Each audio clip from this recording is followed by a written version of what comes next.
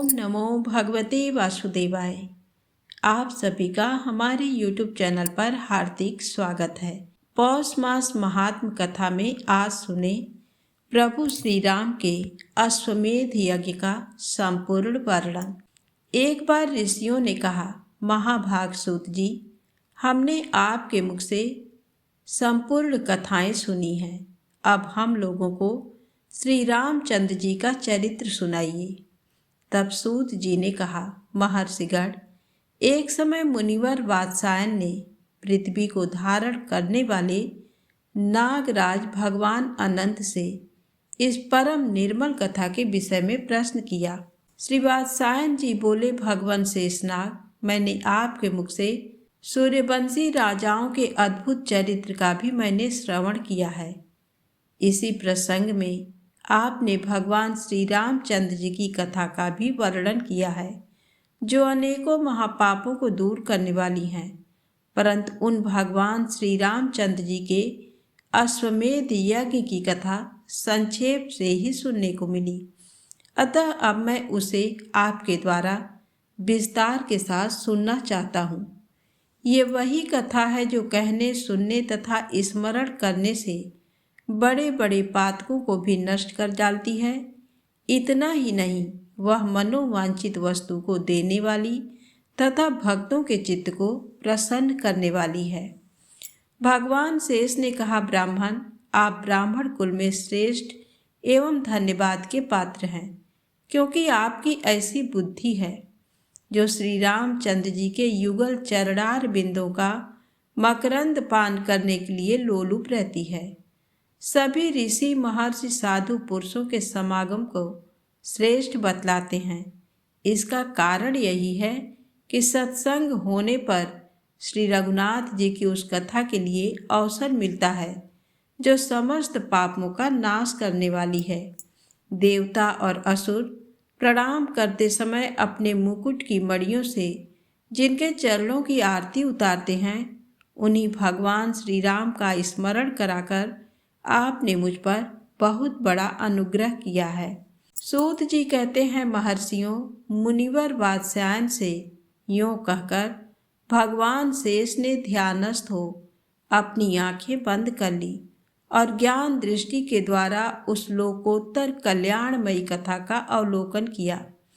फिर तो अत्यंत हर्ष के कारण उनके शरीर में रोमांच हो आया और वे गदगद बाड़ी से युक्त होकर दशरथ नंदन श्री रघुनाथ जी की विशद कथा का वर्णन करने लगे। भगवान शेष बोले, वात्स्यायन जी, देवता और दानवों को दुख देने वाले लंकापति रावण के मारे जाने पर इंद्र आदि संपूर्ण देवताओं को बड़ा सुख मिला। वे आनंद मग्न होकर दास की भांति भगवान के चरणों में पड़ गए और उनकी स्तुति करने लगे। तत्पश्चात श्री रामचंद्र जी धर्मात्मा विभीषण को लंका के राज पर स्थापित करके सीता जी के साथ पुष्पक विमान पर आरूढ़ हुए। उनके साथ लक्ष्मण, सुग्रीव और हनुमान आदि भी विमान पर जा बैठे।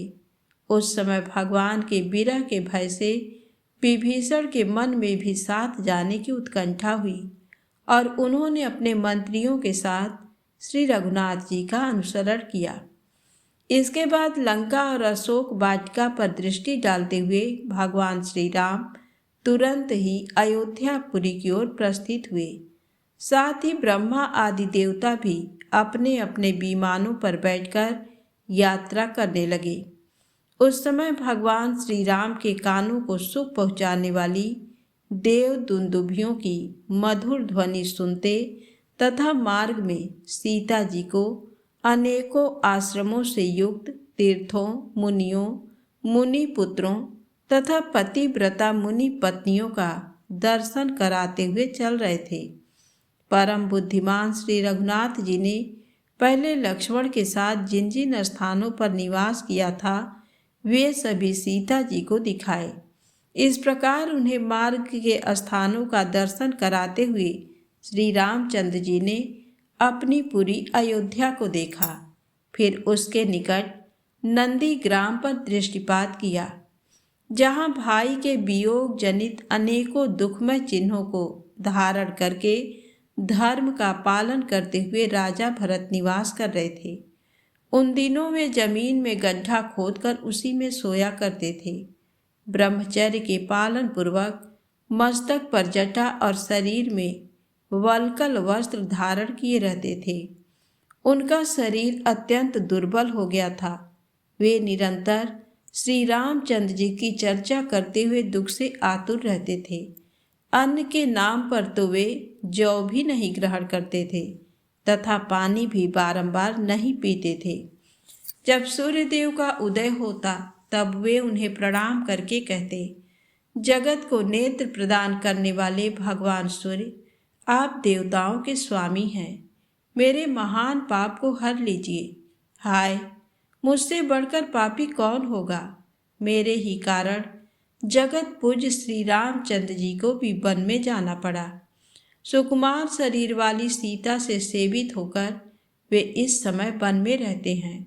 अहो, जो सीता फूल की सैया पर पुष्पों की डंठल के स्पर्श से भी व्याकुल हो उठती थी और जो कभी सूर्य की धूप में घर से बाहर नहीं निकली, वे ही पतिव्रता जनक किशोरी आज मेरे कारण जंगलों में भटक रही हैं।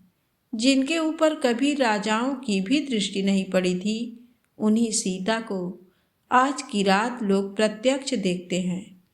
जो यहाँ मीठे मीठे पकवानों को भोजन के लिए आग्रह करने पर भी नहीं आना चाहती थी, वे जानकी आज जंगली फलों के लिए स्वयं याचना करती होंगी।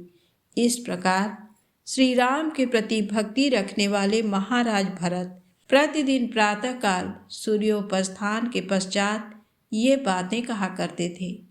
उनके दुख सुख में समान रूप से हाथ बटाने वाले शास्त्र चतुर नीतिज्ञ और विद्वान मंत्री जब भरत जी को सांत्वना देते हुए कुछ कहते, तब वे उन्हें इस प्रकार उत्तर देते थे, आमात्यगण, मुझ भाग्यहीन से आप लोग क्यों बातचीत करते हैं। मैं संसार के सब लोगों से अधम हूँ, क्योंकि मेरे ही कारण मेरे बड़े भाई श्री राम आज वन में जाकर कष्ट उठा रहे हैं। मुझ अभागे के लिए अपने पापों के प्रायश्चित करने का ये अवसर प्राप्त हुआ है। अतः मैं श्री रामचंद्र जी के चरणों का निरंतर आदर पूर्वक स्मरण करते हुए अपने दोषों का मार्जन करूँगा। इस जगत में माता सुमित्रा भी धन्य हैं। वे ही अपने पति से प्रेम करने वाली तथा वीर पुत्र की जननी हैं, जिनके पुत्र लक्ष्मण सदा श्री रामचंद्र जी के चरणों की सेवा में रहते हैं। इस प्रकार भातृवत्सल भरत जहाँ रहकर उच्च स्वर से विलाप किया करते थे, उस नंदी ग्राम को भगवान श्री राम ने देखा। शेष जी कहते हैं, मुने, नंदी ग्राम पर दृष्टि पड़ते ही श्री रघुनाथ जी का चित्त भरत को देखने की उत्कंठा से विह्वल हो गया। उन्हें धर्मात्माओं में अग्रगण्य भाई भरत की बारंबार याद आने लगी। तब वे महाबली वायुनंदन हनुमान जी से बोले, वीर, तुम मेरे भाई के पास जाओ।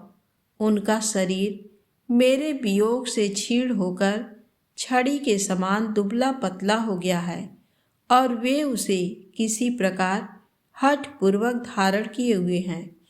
जो वल्कल पहनते हैं, मस्तक पर जटा धारण करते हैं, जिनकी दृष्टि में पराई स्त्री माता और सुवर्ण मिट्टी के ढेले के समान है, तथा जो प्रजाजनों को अपने पुत्रों की भांति स्नेह दृष्टि से देखते हैं, वे मेरे धर्मज्ञ भ्राता भरत दुखी हैं।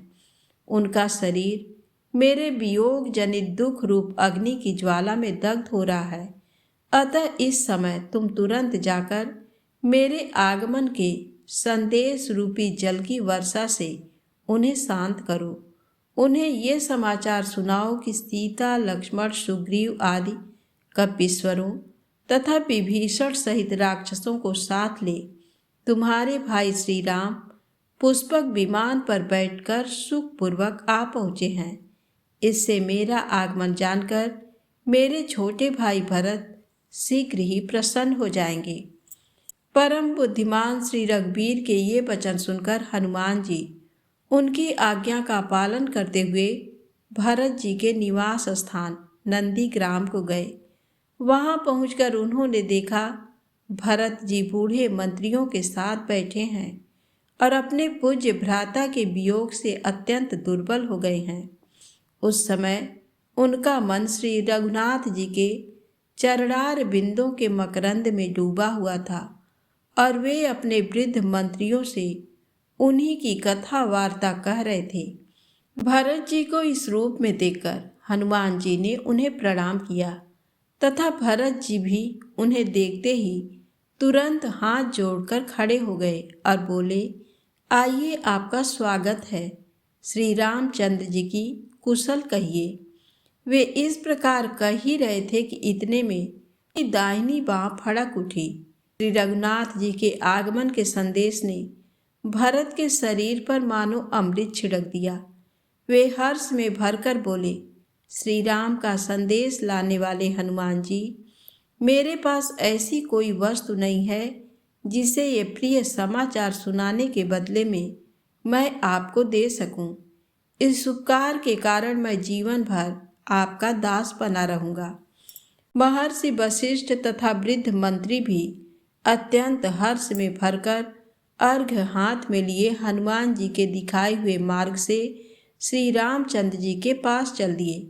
भरत जी की दृष्टि दूर से आते हुए परम मनोरम भगवान श्री राम पर पड़ी। वे पुष्पक विमान के मध्य भाग में सीता और लक्ष्मण के साथ बैठे थे। श्री रामचंद्र जी ने भी जटा, वल्कल और कौपीन धारण किए हुए भरत को पैदल ही आते देखा। साथ ही उनकी दृष्टि उन मंत्रियों पर भी पड़ी जिन्होंने भाई के बेश के समान ही बेश धारण कर रखा था। उनके मस्तक पर भी जटा थी तथा वे भी निरंतर तपस्या से क्लेश उठाने के कारण अत्यंत दुर्बल हो गए थे। राजा भरत को इस अवस्था में देखकर श्री रघुनाथ जी को बड़ी चिंता हुई। वे कहने लगे, अहो, राजाओं के भी राजा, महाबुद्धिमान महाराज दशरथ का ये पुत्र आज जटा और बलकल आज तपस्वी का वेश धारण किए पैदल ही मेरे पास आ रहा है। मित्रों, मैं वन में गया था किंतु मुझे भी ऐसा दुख नहीं उठाना पड़ा जैसा कि मेरे वियोग के कारण इस भरत को भोगना पड़ रहा है। अहो, देखो तो सही, प्राणों से भी बढ़कर प्यारा और हितैषी मेरा भाई भरत मुझे निकट आया सुनकर हर्ष में भरे हुए वृद्ध मंत्रियों तथा महर्षि वशिष्ठ जी को साथ लेकर मुझसे मिलने के लिए आ रहा है। इस प्रकार भगवान श्री राम आकाश में स्थित पुष्पक विमान से ये बातें कह रहे थे और विभीषण, हनुमान तथा लक्ष्मण उनके प्रति आदर का भाव प्रकट कर रहे थे। निकट आने पर भगवान का हृदय विरह से कातर हो उठा और वे, भैया भैया भरत, तुम कहाँ हो, इस प्रकार कहते तथा बारंबार भाई भाई भाई की रट लगाते हुए तुरंत ही विमान से उतर पड़े। सहायकों सहित श्री रामचंद्र जी को भूमि पर उतरे देख भरत जी हर्ष के आंसू बहाते हुए उनके सामने दंड की भांति धरती पर पड़ गए। श्री रघुनाथ जी ने भी उन्हें दंड की भांति पृथ्वी पर पड़ा देख हर्षपूर्ण दृष्टि से देखते हुए अपनी दोनों भुजाओं से उठाकर छाती से लगा लिया। आरंभ में श्री रामचंद्र जी के बारंबार उठाने पर भी भरत जी उठे नहीं, अपितु अपने दोनों हाथों से भगवान के चरण पकड़कर फूट फूट कर रोते रहे। भरत जी ने कहा, महाबाहु भगवान श्री राम, मैं दुष्ट, दुराचारी और पापी हूँ, मुझ पर कृपा कीजिए। आप दया के सागर हैं, अपनी दया से ही मुझे अनुग्रहित कीजिए। भगवान, जिन्हें सीता जी के कोमल हाथों का स्पर्श भी कठोर जान पड़ता था, आप उन्हीं चरणों को मेरे कारण वन में भटकना पड़ा। यूँ कहकर भरत जी ने दीन भाव से आंसू बहाते हुए बारंबार श्री रघुनाथ जी के चरणों का आलिंगन किया और हर्ष से विह्वल होकर उनके सामने हाथ जोड़े खड़े हो गए। करुणा सागर श्री रघुनाथ जी ने अपने छोटे भाई को गले लगाकर प्रधानमंत्रियों को भी प्रणाम किया तथा सबसे आदर पूर्वक कुशल समाचार पूछा। इसके बाद भाई भरत के साथ वे पुष्पक विमान पर जा बैठे। वहां भरत जी ने अपनी भातृपत्नी पतिव्रता सीता जी को देखा, जो अत्रि की भार्या अनसुया तथा अगस्त्य की पत्नी लोपामुद्रा की भांति जान पड़ती थी। पतिव्रता जनक किशोरी का दर्शन करके भरत जी ने उन्हें सम्मान पूर्वक प्रणाम किया और कहा, माँ, मैं महामूर्ख हूँ। मेरे द्वारा जो अपराध हो गया है उसे क्षमा करना, क्योंकि आप जैसी पतिव्रताएं सबका भला करने वाली ही होती हैं। परम सौभाग्यवती जनक किशोरी ने भी अपने देवर भरत की ओर आदरपूर्ण दृष्टि डालकर उन्हें आशीर्वाद दिया तथा उनका कुशल मंगल पूछा। उस श्रेष्ठ विमान पर आरूढ़ होकर सब के सब आकाश में आ गए। फिर एक ही क्षण में श्री रामचंद्र जी ने देखा कि पिता की राजधानी अयोध्या अब बिल्कुल अपने निकट है। आज की कथा यहीं समाप्त होती है। कल की कथा में आप सुनिएगा श्री राम जी का नगर प्रवेश, अपनी माताओं से मिलना, राज्य ग्रहण करना तथा राम राज्य की सुव्यवस्था। तो प्रेम से बोले जय श्री राम, जय हनुमान।